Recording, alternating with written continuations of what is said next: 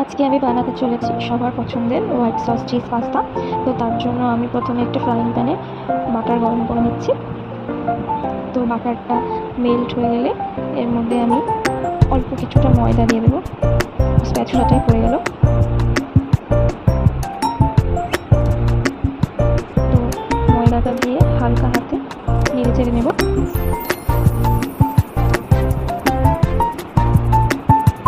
আমার একটু কম মনে হয়েছিল ময়দাটা, সে কারণে আমি আরও একটু দিয়ে নিলাম। দিয়ে এবার একটু নাড়াচাড়া করে নিচ্ছি বাটারের সাথে। এরপর আমি লিকুইড মিল্ক, যেটা অল্প অল্প করে মেশাবো। প্রথমে অল্প একটু দিয়ে ময়দাটার সাথে ভালো করে মিশিয়ে নিয়ে পরে পুরোটা দিয়ে দেবো। 1 কাপ মতো দুধ দিয়েছি আমি এখানে। ভালো করে মেশাবো আমি এখানে। এবার পরিমাণ মতো লবণ দিয়ে দিচ্ছি।